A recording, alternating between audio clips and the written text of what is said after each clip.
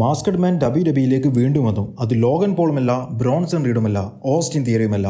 ഈ കഴിഞ്ഞ റോ എപ്പിസോഡിൽ LA Knight versus Austin theory versus penta തമ്മിലുള്ള എലിമിനേഷൻ ചാമ്പറിലേക്ക് ക്വാളിഫയിങ് മാച്ച് നടന്നിട്ടുണ്ടായിരുന്നു. ആ ഒരു മാച്ചിന്റെ ഏറ്റവും അവസാനം LA Knight ഓസ്റ്റിൻ തിയറിയെ തന്റെ ഫിനിഷർ ചെയ്യാൻ വേണ്ടിയിട്ട് വെയിറ്റ് ചെയ്യുമ്പോൾ ബ്രോൺസൺ റീഡും ലോഗൻ പോളും കൂടി ഇന്റർഫിയർ ചെയ്ത് വരികയുണ്ടായി. ഈ സമയത്ത് LA Knight ഇവരെ രണ്ടുപേരെയും കൂടി റിംഗ് സൈഡിലിട്ട് അറ്റാക്ക് ചെയ്തു. എന്നാൽ ബ്രോൺസൺ റീഡിന്റെ കയ്യിൽ LA Knightനെ കിട്ടുകയുണ്ടായി. റിംഗിലേക്ക് എത്തിച്ചിട്ടുണ്ടായിരുന്ന LA Knightന്റെ മുകളിലേക്ക് ബ്രോൺസൺ റീഡിന്റെ വക ഒരു സുനാമി ആയിരുന്നു കൊടുത്തിട്ടുണ്ടായിരുന്നത്. ഈ ഒരു സമയത്ത് തന്നെ ആദം പിയേഴ്സ് വന്നുകൊണ്ട് ലോഗൻ പോളിനെയും ബ്രോൺസൺ റീഡിനെയും ബാക്ക് സ്റ്റേജിലേക്ക് കൊണ്ടുപോവുകയുണ്ടായി. ട്രിപ്പിൾ ത്രെഡ് മാച്ച് ആയതുകൊണ്ട് ഡിസ്ക്വാളിഫിക്കേഷൻ ഉണ്ടായിരുന്നില്ല.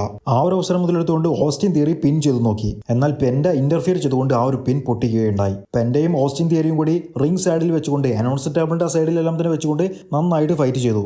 അപ്പോൾ അതായിരുന്നു മാസ്കഡ് മാൻ വീണ്ടും വന്നിട്ട് സൂപ്പർ കിക്ക് കൊടുത്തു, സ്റ്റോംപ് കൊടുത്തു. എന്നിട്ട് ഓസ്റ്റിൻ തിയറിയെ റിംഗിലേക്ക് ഇട്ടുകൊടുത്തു. മാസ്കഡ് മാന്റെ പുറകിൽ ലോഗൻ പോൾ ഓടിപ്പോവുകയുണ്ടായി. അതുകൊണ്ട് ലോഗൻ പോൾ അല്ല, ഓസ്റ്റിൻ തിയറി റിംഗിൽ കിടക്കുന്നുണ്ട്. അതുകൊണ്ട് ഓസ്റ്റിൻ തിയറിയുമല്ല.